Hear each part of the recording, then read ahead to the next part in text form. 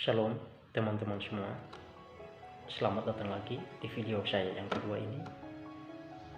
Dalam video kali ini saya akan membicarakan tentang materi yang kedua, yaitu tentang dimensi kebijakan gereja dari mata kuliah administrasi gereja baru. Nah teman-teman, pada video sebelumnya kita sudah belajar tentang administrasi gereja baru. Dimensi yang pertama yaitu tentang Alkitab, teologi dan doktrin, yang sebagaimana membuka wawasan pikiran kita, bagaimana caranya kita bertindak dan mengambil keputusan untuk menjadi seorang pendeta atau hamba Tuhan. Ketika kita berbicara tentang administrasi gereja, maka dengan sendirinya tidak dapat berdiri atau berjalan sendiri, namun disertai dengan teologi. Ketika kita berbicara tentang teologi, maka kita juga tidak terlepas dari konteks Alkitab yang menjadi dasar dalam kehidupan kita sebagai orang Kristen. Nah teman-teman, jauh sebelum mendengar lebih dalam tentang materi yang saya sampaikan tadi, pada video ini saya akan menjelaskan kepada kita sekalian tentang dimensi yang kedua, yaitu kebijakan gereja. Nah pasti di antara kita sudah ada yang mengenali atau mendengar tentang kata kebijakan.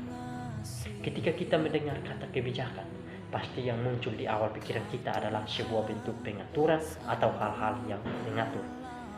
Sehingga pengertian secara umum kebijakan dapat kita artikan sebagai rangkaian konsep dan asas yang menjadi pedoman dan dasar rencana dalam pelaksanaan suatu pekerjaan kepemimpinan, dalam cara bertindak atau keputusan-keputusan yang diambil dalam suatu organisasi.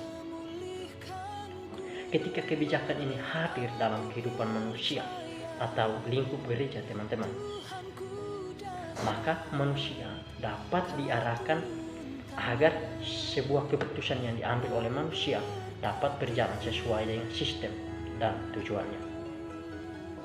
Dan juga kebijakan ini dapat berkaitan erat dengan informasi, data, variabel, dan lain sebagainya. Nah ketika kita lihat dari realitas gereja saat ini teman-teman, bahwa begitu banyak masalah-masalah atau kasus-kasus yang terjadi di dalam gereja, baik faktornya dari dalam maupun dari luar gereja itu sendiri. Nah teman-teman, masalah-masalah yang sangat menonjol atau muncul dalam gereja itu karena adanya banyak perbedaan pendapat yang tidak disetujui bersama. Oleh karena itu teman-teman, sebagai calon pemimpin atau hamba Tuhan yang akan datang, kita juga harus pandai dan bijak bagaimana caranya kita memahami keadaan-keadaan yang ada dan mencari tahu solusi atau jalan keluar untuk menyelesaikan masalah-masalah tersebut di dalam kehidupan gereja. Namun teman-teman, kita juga sadar bahwa dari setiap masalah yang kita hadapi, kita tidak seorang diri untuk mengambil sebuah keputusan untuk menyelesaikan masalah tersebut. Tetapi kita juga membutuhkan orang lain. Karena dari hakikatnya kita manusia merupakan makhluk sosial. Dan yang paling terakhir saudara-saudara, saya mengambil kesimpulan dari apa yang saya sudah jelaskan tadi, bahwa untuk mencapai hal-hal tersebut, gereja perlu melakukan pengelolaan yang baik, salah satunya terhadap pengerja gereja atau hamba Tuhan yang dipercayakan oleh jemaatnya sendiri. Ketika keadaan atau kondisi pengerja gereja mengalami persoalan atau menjumpai kendala dan hambatan, dampak yang sesungguhnya sebenarnya bukan hanya terjadi kepada pengerja gereja ataupun gereja sebagai institusi organisasi, melainkan terhadap jemaatnya.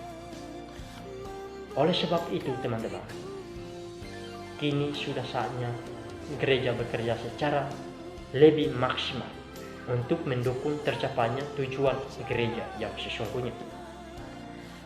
Gereja secara menyeluruh dan juga tidak melupakan tujuan-tujuan individu demi pelayanan yang baik kepada jemaat yang sudah dipercayakan.